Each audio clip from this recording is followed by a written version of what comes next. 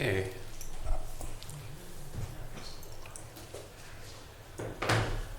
All right, this is our scheduled workshop for Thursday, April 3rd, 2025. It's well past the 10:30 mark, so we are out of executive session. So we are in the Commissioner's Chambers and ready to get going. So is there anybody here in attendance who would like to speak? I'd Bishop? like to require prayer for my brother that was... Come on up to the mic. Yes. Please, I'd like to require prayer for my brother. His name is Edner, E-D-N-E-R, Mirbel, M-I-R-B-E-L. He was a truck driver in the island, and he was ready to get some people and random shooting, and he got killed. Yes, he got killed. So anybody that have a word of prayer, keep me in prayer. Yeah, before I came here 40 years ago, I gave him, and then he bring my other families in the house. So he was really taking very good care of them. So he's peacefully now resting. Thank you. And on that note too, I'd like to offer prayers and acknowledge Mr. John Music. Those who've been coming to these meetings or commissioners meetings, he's been coming for I don't know how long, 20 years. The sheriff may know, but he suddenly passed away, and it was a surprise to me. I think it was early this week, John. Yes. I know we haven't seen him in a while. His sister was ill, and he was taking care of his sister, is the last I heard. So I really respected John. Yes. He did a great job looking out for people of Painesville, people local. He was a big supporter of law enforcement. And I'll never forget some of his words, like, we have a border up north, and to be good stewards of the people's money. Yeah. So those was his things he was cared about, and we will miss him dearly. So Well said, Mr. President. Well said. It is absolutely a fact that Mr. Music attended more commissioners meetings than any of the three commissioners sitting up here. He regularly attended for decades and quite literally knew the business of Lake County like the back of his hand. He would often, as you say, remind us of the northern border. He would tell us that we should listen to subject matter experts to the point where he would just call them SMEs and expect us to remember the acronym. And the thing about it is, his catchphrase, the thing about it is, we love John Music. 45 Coventry Drive. that's right. Now, I say this not to be political, but to express my sincere gratitude to John. But when I was appointed commissioner, I received exactly 79 votes from the various precinct committee members, and John was one of those 79. So he has a very, very special place in my heart. And I think somewhere in heaven, he is watching these commissioners' meetings, because nothing brought him more joy than to be involved in his community. So I believe John is watching this right now. Yes. I believe that too. I don't know if anybody, you two have something to bring up. I wanted to talk about issue 2 real quick, if we could. I think you guys have part of your packet, what CCAO has put out. I think minimally we should do a resolution here at the table at our next meeting to support issue 2. I was at the CCAO get together this past Monday, where our colleagues from Ashtabula and Geauga were there, and apparently there's some talk out of Lake County that are against issue 2. I think there's a lot of unknown what it's about. I think the first thing we need to do is tell people you have to go vote. I don't think voter turnout's going to be that big. I know that probably outside of Eastlake there's not much going on, but that's, I think, the first thing we ought to do is on our social media pages and those kind of things. So I certainly respect that position. I don't know there's any organized movement against issue 2, and I suspect that, as it has many times in the past, it will pass. But to me, it sticks in my craw to some extent that the state of Ohio wants to borrow more money, even as we're giving away hundreds of millions of dollars to a certain football team that can't win a game to save their lives. If we were putting those resources into local governments directly rather than forcing them to borrow, I think we would be a stronger state. And in many ways, I feel like issue 2 just enables that continued borrowing rather than the state stepping up and actually meeting its responsibility. You know, counties and cities should come before football teams. Much as I may enjoy football, I personally am not thrilled with this renewal, and I would vote no if there were such a resolution. But I would completely respect those who have the opposite opinion. I just think the state has resources to fund priorities like infrastructure. I don't think we have to borrow to do it, but they're choosing instead to put the money elsewhere, and then once again leaving local government to fend for itself. So I could tell you at the local level, for infrastructure purposes, without the funding that this provides, I don't think roads, sewers and those kind of things would be done so prevalently. A lot of, if they do have a levy, a road levy or a sewer levy in their community, a lot of times that's the match money, where the OPWC would pick up about 80% of those costs. Some are no interest loans to those communities. So I think you'd see a lot of communities in Lake County, particularly, that where nothing would get done, or if they did 5 roads a year, it'd be down to 1 maybe, depending on what the levy, if they even have a levy. And a lot of them don't. So I don't know, Jason, if you have any background or. No, I mean, you guys will obviously make that decision. I mean, it's a pretty exhaustive packet. There is a good spreadsheet on every community and the projects that have benefited on a community by community basis. Mr. Hackman and I were just chatting over here if we've taken a public stance before via resolution on an issue such as this. I don't know that we have. I'm not saying we can't. I know this was presented via Representative Troy at Mayors and Managers last week, just saying, hey, just let folks know that this issue is going to be on the ballot. To your point, that we do have a May ballot initiative. I think there's some other local issues, East Lake, et cetera. But if nothing else, I think the fact sheet could be shared. Like, here's what it has done.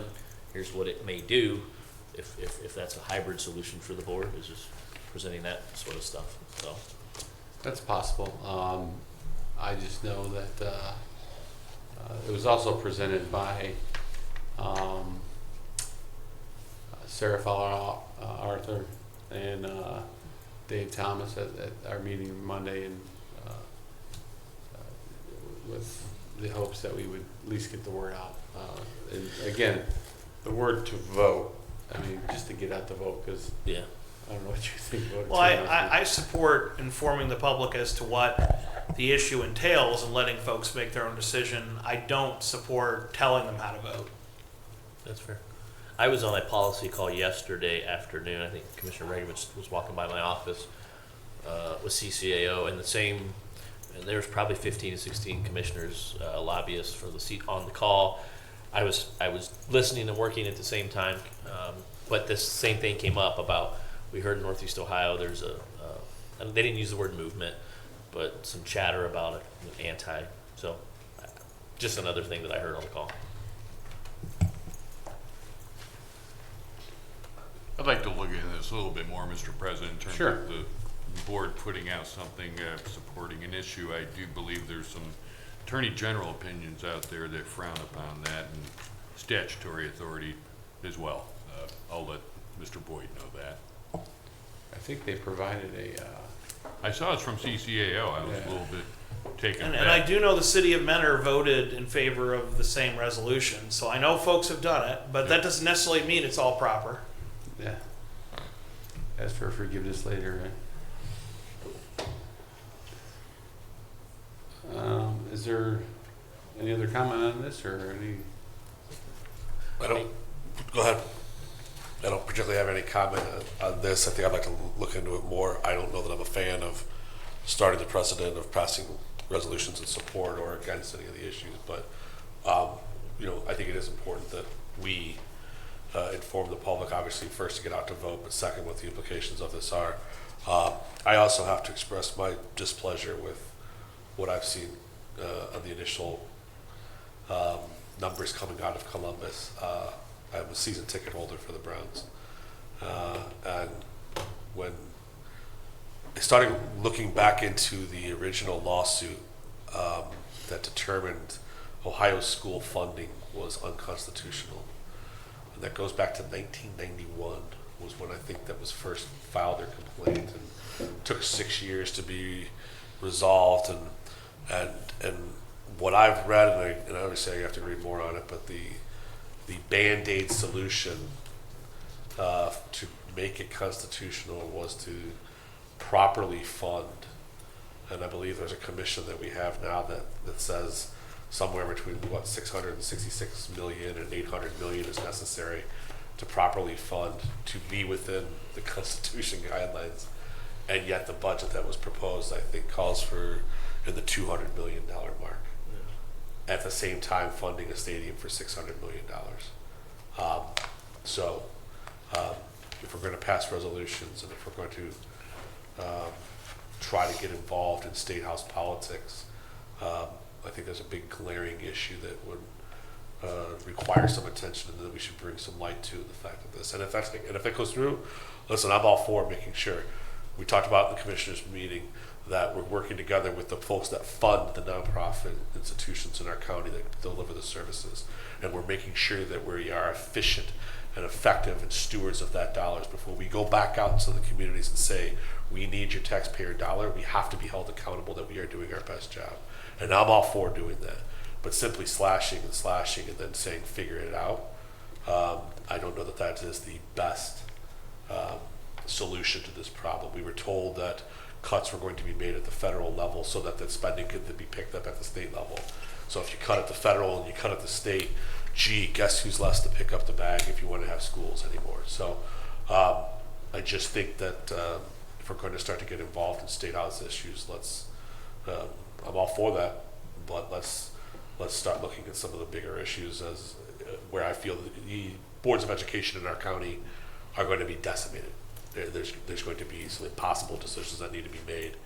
And so I wanted to echo, I don't know if you were stating your displeasure, but I'll state my displeasure with what I saw and some of the initial numbers coming up. So I think, I could say too that I would much rather support infrastructure than a new football stadium.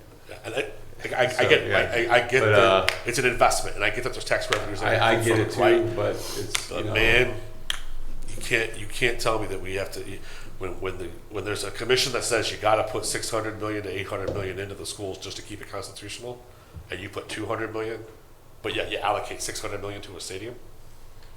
It just, I don't know. I'm new to this politics thing. It's just not a good look.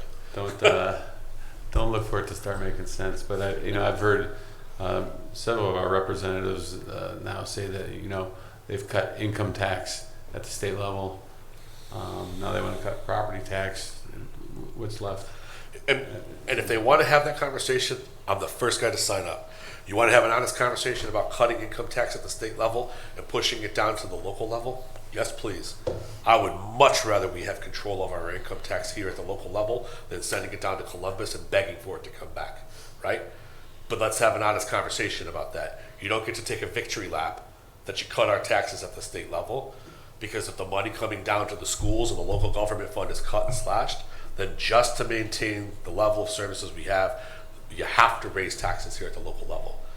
And I've been here 3 months, and I've been banging down the doors of folks and saying, we've got to be more efficient, we've got to be more efficient. And are there opportunities to be more efficient? Absolutely. Is it 30-40% savings? No. There's some cuts that can be made, and there's some things that can be done, but you cannot just simply slash 20, 30, 40% of the funding coming down and not expect the local governments to have to pick up some of that tab. And just don't be disingenuous about it. Once again, I'm fine. I would much rather flip our taxes upside down. Send a couple percent down to DC, a couple percent more down to Columbus, and let me send 10 or 20% to here to Lake County. And then let us determine how we do it, but we have to be responsible about how we do that. That's all. Sorry. Well put. Anything further? Commissioner, I have just two quickies, just some housekeeping items. House Bill 161, I've been working with Neil at the Visitors Bureau.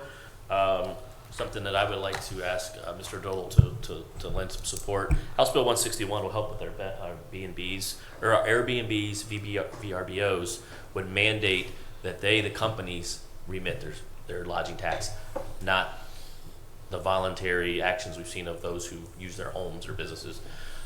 Neil supports it. We've already seen with the activity with Joel and Zach and his team are working on the collections. We think this is a wise bill that will make these corporations across the country remit their lodging tax and not make it voluntary on the landowner, house owner, et cetera. So Ashtabula does that now, and they have a piece of software that like tracks it. So every time it's rented, Yeah, we have that too. Okay. But this will make it's Airbnb homeowners. If I rent my home, they are supposed to remit that. This will make Airbnb Inc. What have you remit the tax. So it's going to level the playing field for the hotelers who are doing it already, et cetera. If you want a little more info, I can get it to you, but we would like to support that initiative. So maybe I'll circle back with you next week and get with Turtle and Neil, et cetera. And the second one was we're struggling to get a date for the 911 committee meeting. There's a couple of your board members who are on extended vacations. It looks like we're into May. I spoke with Mr. Hackman about maybe you have 6 board members per the revised code. Doing an alternate, we can't do it. So just wanted to let folks know we're trying to move the ball down the field. The members are scripted by code, so I just wanted you to know that, Commissioner Ragovich, that we're having a hell of a time getting a date. We thought we had one for next week, and then that didn't work out. We kicked it back a week, and then then someone's on an 18-day.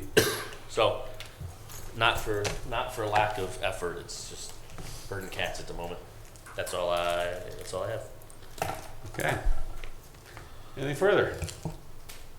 The only other thing that I want to gripe about Columbus with is I know you were happy that the energy bills went through and that the existing plants are still going to pay their current share of property taxes.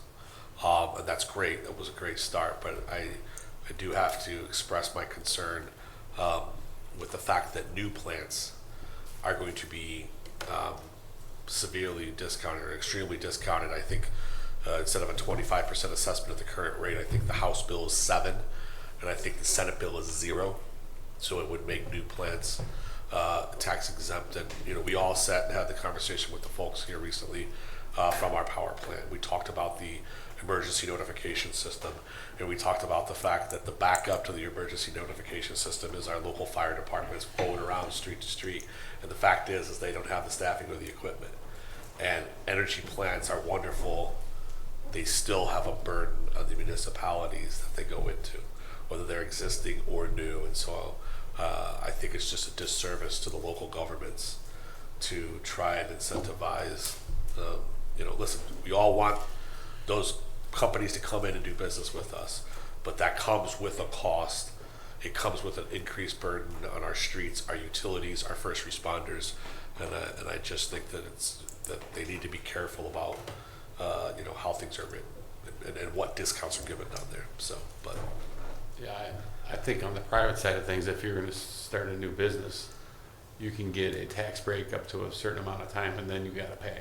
yeah, Because what it does, the impact to your fire, police, roads, sewers, and those kind of things. I would hope it's set up, but the way I see it, it's almost opposite of that. It's like, they'll pay in the beginning and then not pay. yeah. Mr. President, that's the kind of bill you have when the energy company drafts it and hands it to you. And that's exactly what happened.